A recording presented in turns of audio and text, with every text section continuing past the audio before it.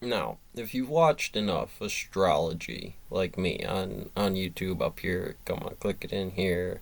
Black holes, neutron stars, magnetars. Neutron star and magnetar are going to be real important to some black hole calc, right? They're jumps. They're jumps in some weird ass ways. Like this whole thing's a fluffy thing. Well, you never know on the ones and zeros, man. And according to the size of it all, how this all wraps together and turns into a Klein bottle. You can't. I mean, there are some things in science that you got to argue are, what's kind of the deal there? Well, that math is playing that game. Um, this is fractaling off a neutron, or excuse me, an electron, muon, right? Mu electrino, you got tau electrino, an electron. You got the no, mu neutrino, yeah, electron, neutrino, and tau. You got the mu, something like that. Anyways, they keep fractaling down in the same subset order. We're just arguing on the baseline here of something so pure, something so pure. It's before the zero, right? What do you mean it's before the zero? Like your first contact was here when you even found out about the line, so this line is definitely going to be longer than this line to the core of the problem. And again, if I'm just being the symmetrical correct geometry, this should come up to here about the arc sine, right? Because that's going to do, it's probably going to still lens a little bit or whatever this is to whatever that flake was, this flake specifically, because there's some kind of mirrored symmetry of it that says somewhere's in the wave function, right? There's either one, I think there's like two, three, four, the straight line across, but that's really this before this would create some kind of wobble. But that's here because it's breaking. It's going to be a puff of smoke. On a magnetar, a flake, right? That flake come off and then it got wrapped right back. And you don't know how long any of that is. You just know that there's a bunch of chatter inside there.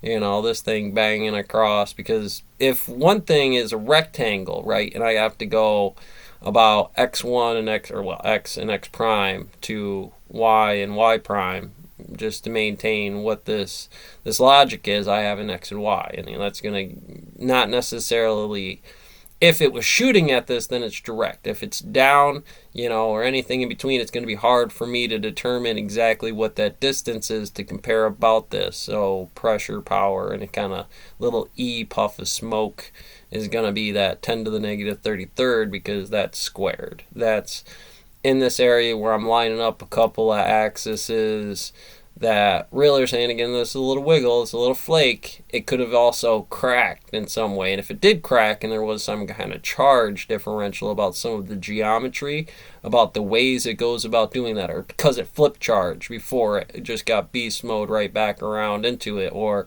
because of that it cracks off into a little or pure state, and then, well, because there's three different sizes, because it becomes observably relative to itself with some Brownian mechanic that again cracks the core and she explodes into halves or a third with weird ratios, 10 30, 30, 30, 33 and a third, 33 and a third, because half, right? And I was trying to do theta, right? And I wasn't sure about going the up or down way about it, because that'll give you the angle theta about that arc sine. And that arc sine has some kind of thing. So when you torture test, as long as there's some hole, some wiggle, some it moved something, a true to false something, well, that's kind of some of that XY index, any letter that could be inside of there that poses its letter generation, if you're staying square to it or to the scale of it. I'm not exactly sure. But again, I wanted that magnetar flake to kind of be your image, a purple, cracked surface on this thing, because that's what the observations say it is, against what might have happened in some scale of things where the nature of some mathematician proton fold in that thing could figure out the way it would twist or have to move. It cannot be, the same thing, any size of that. Again, it could have just cracked in half. You don't really know of those geometries banging around. And again, I got this geometry wrong. Oh, I did the wrong thing. Try and keep those three in mind, right? up till here. We can do it up to here before I'll go into the six-sided die. When you get another face on this thing on the other side of it, 3, 6, so right off the hop, there's that. And it's kind of the same thing, we're just doubling it. And, of course, that's that. So anything under the structure there, which, again, I think is you take one of these and you add another one to it, and it'll give you 6, 7, 8 sides. And you go over that and you get a 10-sided die or something like that, which is a couple ways. There's a couple of geometries to get there. This will do it by 2s. You just keep adding to the top of it and the bottom of it until the object changes through the spectrum of what you have, because they're like, radial is what you have to find here, diameter is what you'll walk, and you'll say, well, half of it, if I just take that measurement, right, and then, well, if I do a circle around there, that'll do to this tree, right, in that area or something like that. Because, again, we're multiplying an imaginary thing, unless I actually put a ruler to it that here doesn't exist. Not in these terms of physics, not the way this works. Again, you should have had all those other ones I was talking about inside of here before we get to the spinners. But I could argue the spinners first. I wanted to finish it off because the way the dots have been working for me here. About needing some of that. I think I did a negative version of this too, right? We did something in here. Me, that mouse in my pocket.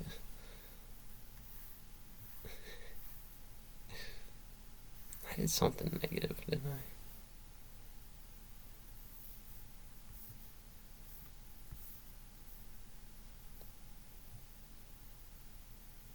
Oh no, I was doing it on my post. That's where I was doing it. Because you get that bracketed X, I'm kind of making this right here. When you think about it. Kind of shelling it in there for the B stuff, which is kind of where we are. Earth, sunshine, black hole, something back over here. And you can just take that into whatever basic models that you want, which is generally what I'm trying to explain with some kind of arc sine wave here.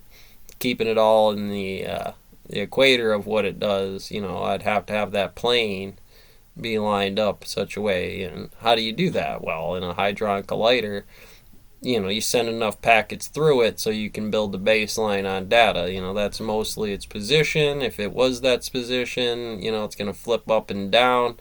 If we need top charm to be, up, with what we need is to be up, then the charm for that has a bottom limit. In this case, an element. Hydrogen, helium, wavelengths, things like that tells us most likely one of these or the other one. And I'm not saying if you don't beast mode it with a few other things, and if you know where the collisions are supposed to happen and doing your thing, well, then that could be an atom on the table just vibrating around a little bit, right? That's why the surface of stuff doesn't fall in. Might have a tiny little bit of decay on the cylinder as this thing's rolling down, dropping and decaying, kicking off some alpha particle at that form before she breaks down into the B sets of it. If B, then this can be B because there's 2 parts inside of it. With this thing got a high-low charge and again fractaling, and you're going to get a derivative out of this. You probably should stack nest this a little bit better. This is more like that -1 game on. Let's see if I can get back to it here.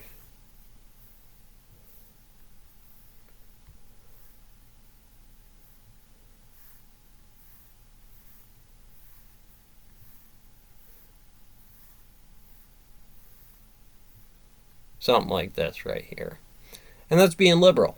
I understand that the math would be P1, P2, Pn. I would understand, you could even argue because A was here, but in a standpoint like this is just A and B. This is AB down here, and however I did that over there where I was trying to run this into a whole set. These, I can't have that. Don't have a symbol that does it, so I'll have to get it to understand when this entropy comes through that this is the M1, a guy with an M1, an E, a civilian, the 0 function before some -1s, or any kind of way you argue -1 about what that issue would be, out to And you know, you don't have two. Well, I must be a bad man. You know, whatever it takes. Because obviously log 10 is a better metrics unless you're going to go 5/7, given the 52 calendar year, 365, which most likely is going to come off like a machine gun comparatively to any one of those sets standing next to the Abrams, right? I mean, that's just what we're kind of going for here.